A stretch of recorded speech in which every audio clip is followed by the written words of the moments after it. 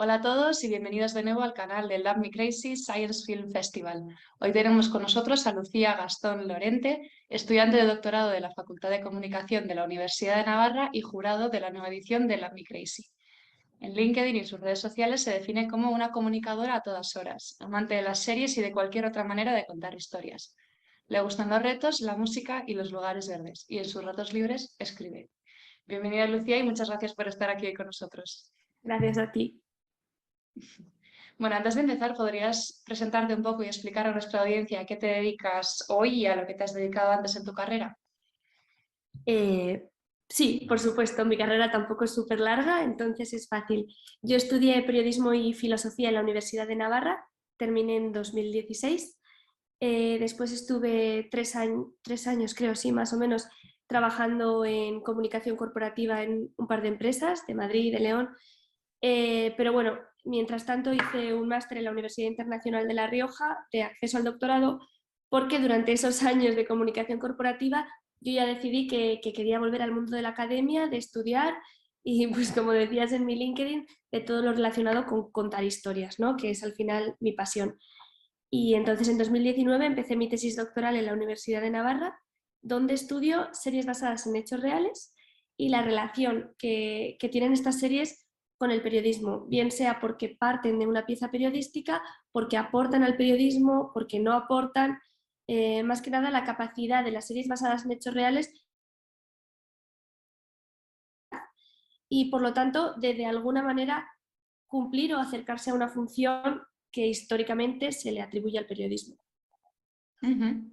Por lo que he podido ver en tu trabajo, en tu tesis doctoral, te has centrado mucho en la serie de When They See Us de Netflix sobre el caso de los 5 de Central Park. Y bueno, me gustaría, si puedes, que nos expliques brevemente, sin spoilers, la trama de esta serie o con spoilers si es necesario, y que nos cuentes un poco las conclusiones a las que habéis llegado precisamente con ese vínculo al periodismo del que hablabas. Sí, sin spoilers no va a ser posible, así que quien no la haya visto y no quiera saber lo que pasa, que salte este trocito. Sí, efectivamente, When They See Us, o Así nos ven en español, es una de las series principales que yo trabajo en mi tesis, bueno, que trabajo con mis directores, que son Beatriz Gómez y Antonio Martínez Villán. Y esta serie trata del caso de los 5 de Central Park, que son 5 adolescentes menores, afroamericanos y latinos, que en 1980 86, 89, ahora me está bailando el año, los nervios.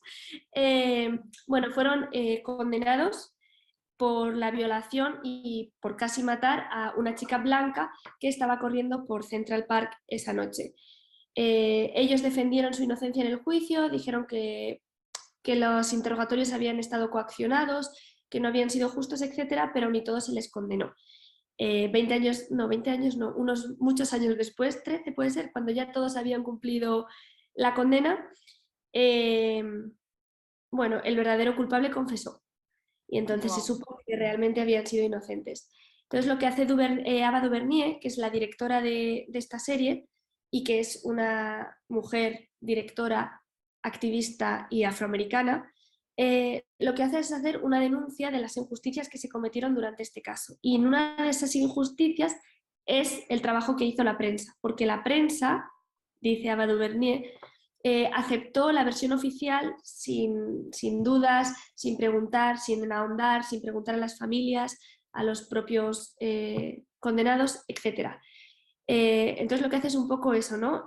Nuestra conclusión, después de un análisis de contenido de la serie y de las escenas en las que Ava DuVernay representa a la prensa en esos años, es que hay una denuncia de que la prensa no fue capaz de ser perro guardián de los poderes públicos, que es una de las funciones principales del periodismo, y al Ujú. hacer esta denuncia, nosotros decimos o concluimos que la serie se convierte en un perro guardián de la prensa, es decir, de quien ha sido el perro guardián por excelencia hasta ahora. Entiendo. O sea, si lo he entendido bien, vosotros defendéis que la ficción en este momento está vigilando al periodismo, que a su vez ha fallado en su labor de vigilar a los poderes públicos, ¿no? O políticos. Claro, sí, pero en este caso y en esta historia concreta, ¿no? Y esta es Vale. igual la parte más difícil de mi serie, de mi investigación. Hay que analizar cada caso en concreto, ver qué busca, qué hace y cómo lo ejecuta, ¿no? O sea, nadie es malo ni bueno en esto, sino que tiene que haber un análisis para ver qué labor hace o no hace la ficción. ¿Y analizáis solamente esta serie o estáis pensando ampliar el...?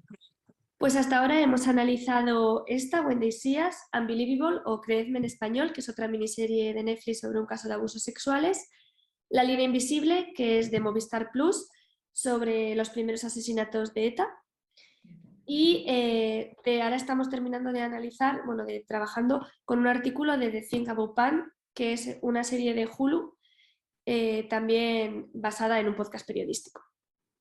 Muy bien, bueno, pues veremos a ver qué conclusiones sacáis. Yo a raíz de todo esto me estaba preguntando si consideras que hoy en día tenemos alguna historia que los periodistas estén contando mal, que se esté o que estemos perdiendo también esa función de perro guardián de la que hablas y que consideres que tal vez en un futuro pueda terminar en una serie de estas de Netflix o de Hulu o de la que sea. Pues seguro que hay tropecientas porque no paran de salir series y miniseries, sobre todo miniseries basadas en hechos reales. No me atrevería a decirte ninguna historia concreta que el periodismo no está contando bien, porque es verdad que, bueno, yo estudié periodismo, yo me considero de alguna manera periodista y de ninguna manera mi investigación consiste en hacer una crítica del periodismo en favor de la ficción basada en hechos reales. Es más bien una forma de mirar de qué manera la ficción basada en hechos reales aporta o no aporta al periodismo y si pueden trabajar de forma conjunta o no. Luego también hay que entender que muchas veces la ficción basada en hechos reales juega con la ventaja del tiempo que ha transcurrido desde que ha ocurrido la historia. Que es verdad que cada vez es menor el tiempo. Ahora estamos analizando, por ejemplo, de Fianza Bob Pam, todavía no se ha celebrado el juicio del crimen que se cuenta en la serie, lo que también implica un peligro extra, ¿no? Porque la gente va a tener una versión ficcionalizada de esa historia cuando todavía no se ha juzgado. Entonces, ¿qué pasa si, pongamos, alguien del jurado ve esta serie? ¿Cuál es la versión que va a tener? ¿La del juicio o la serie? Pero más allá de eso, normalmente la ficción tiene ese tiempo que el periodismo ahora mismo no tiene. En el caso de los 5 de Central Park, una de las razones que se atribuyen a que la prensa aceptara esa versión es que en ese momento, sin justificar ni mucho menos la actuación, es que en ese momento había una ola de violencia en Nueva York muy grande y encajaba en la versión de lo que estaba ocurriendo, de lo que se estaba contando, que ese crimen se hubiera cometido así, tal y como decía la policía. ¿Qué pasa? Que pasan los años, pasa el tiempo, se tiene otra perspectiva y se es capaz de entender que la problemática de esa historia no era la ola de violencia en Estados Unidos, sino el racismo. Pero ha habido un tiempo para ver eso, que el periodismo en ese momento no tuvo. Claro, y también la evolución social que hemos tenido seguramente nos hace ver la misma historia de formas diferentes. Entonces, pues el Black Lives Matter es de hace unos años, no de hace 30 años. Claro, claro. A mí, al estudiar un poco del trabajo que estáis haciendo y al hablar ahora contigo, me surge o me da la impresión de que defendéis que las historias y la forma en que las contamos no pueden, de alguna forma, afectar profundamente a cómo percibimos la realidad y también a darle forma a nuestra sociedad, no sea así. De alguna forma, la situación social en la que estamos interfiere en el modo en que contamos la historia, pero el modo en que contamos la historia también interfiere en nosotros, ¿no? ¿Lo he entendido bien? Sin duda yo así lo creo, o sea, no sé si esto ya es académico o opinión personal, pero por supuesto, o sea, yo creo que el ser humano entiende el mundo a través de las historias. Cuando tú le cuentas a un amigo una anécdota, lo que le estás contando una historia, es una historia. Entonces, al final nosotros construimos nuestra concepción del mundo a través de historias y las historias que recibimos también confeccionan esa visión que tenemos. Y por eso en un mundo actual, en una sociedad en la que el consumo de series es brutal, por no decir adictivo, creo que hay que ser muy consciente del poder que tiene la ficción por su capacidad de influencia y porque es la manera en la que gran parte de la población accede a la narración de historias actualmente. Ahora lo voy a traer un poco a nuestro festival, que como sabes se centra en el cine científico y principalmente en el cine documental, raramente con ficción, pero bueno, también hay algunos.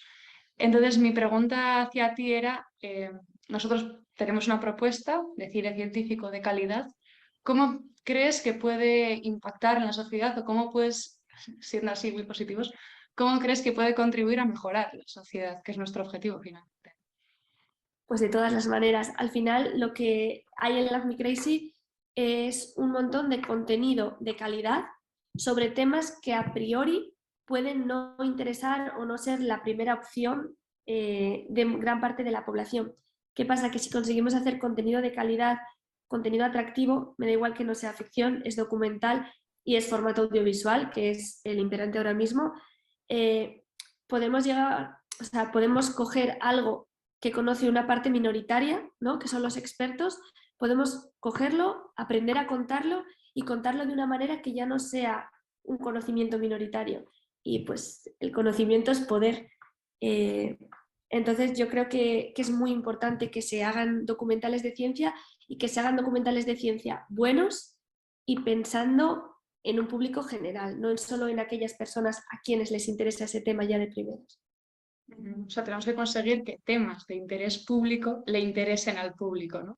Sí, que es un poco como paradójico porque ya deberían interesarle de por sí, pero bueno, quizá hay también una parte educacional dentro de crear contenido audiovisual, no siempre, no en todos los momentos y no para todas las circunstancias, pero sí que obviamente la función educacional puede estar como en la base de muchas producciones audiovisuales, como es el caso de los documentales de Love Me Crazy.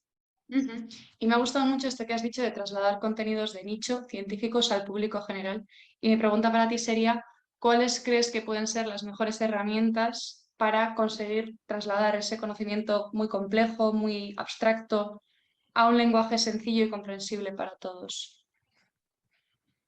Pues sin ser experta científica, entonces ahí lo tendría complicado. Yo te diría que yo creo que lo más importante es entender cómo funciona la mente de la audiencia a la que tú te diriges, cómo comprende esa audiencia la realidad, para construir, para coger la información que tú quieres dar y construirla, contarla de una manera que se adecue a la estructura de cómo concibe esa persona las historias. Es decir, si nos limitamos a la entrevista de plano medio de un señor muy inteligente, muy culto y que tiene muchísimo que estudiar, o un señor o una señora, perdón, hablando, es muy interesante lo que tiene que contar. ¿Tiene la capacidad de llegar a un público genérico a quien en principio no le interesa ese tema? Pues probablemente no. En cambio, si somos capaces de entender por qué consume la audiencia lo que consume y darle, pues eso, darle una forma, porque las generaciones cambian, los medios de comunicación cambian, nuestra capacidad de atención cambia igual desgraciadamente y yo creo que la clave es entender cómo la audiencia ve para aprender a contárselo de la manera que lo entienda. Qué interesante. ¿Y cuáles crees que son los temas científicos, sobre todo, que deberíamos traer a este primer plano, ¿no? Para que la gente los conozca y aprenda de ellos? Pues fíjate que yo de primeras te diría como los grandes temas ahora mismo, ¿no? Que si salud, que si medio ambiente, ¿no? Sin ser científica, pues es lo que se me viene. Pero viendo los documentales finalistas de Love Me Crazy, de los que no puedo hablar, pues me he dado cuenta que hay un montón de temas que yo no consideraba, no se me habrían pasado por la cabeza, y después de ver los documentales, cosa muy a favor de los documentales, pienso que son necesarios. Entonces, ahí creo que el mejor criterio lo tienen los expertos, los científicos, y ya luego se trata de cómo contarlo. Pero sin duda, yo cada documental que veo digo, pues esto hay que enseñarlo, esto hay que verlo y de esto hay que hablar. Y igual a mí no se me habría ocurrido. Bueno, pues es una bonita forma de incitar también a la gente a que se interese por nuestros finalistas, ¿no? Ojalá, ojalá porque merece muchísimo la pena. Y ya para terminar, esta pregunta la suelo hacer a varios entrevistados. ¿Nos podrías recomendar alguna película que te haya gustado especialmente para que el resto también la podamos disfrutar? ¡Wow! Película. Película, O película. serie. Ya, como hago, o sea, como analizo series, voy a proponer series. Si me hablas de una serie basada en hechos reales, que es lo que estudio, de todas las que he visto, yo creo que me quedaría con When They See Us, pero es muy dura, y con La Línea Invisible. Creo que son todas las que estudio me gustan, pero estas dos son producciones especialmente de muchísima calidad. Bueno, pues a las apuntamos para nuestra agenda entonces. Bueno, Lucía, pues muchísimas gracias. Esperamos verte pronto en el festival Esperamos comunicar pronto a los finalistas y que también la gente pueda empezar a disfrutar del cine que tenemos guardado para ellos. Muchas gracias por la entrevista. A ti. Hasta ahora. Luego.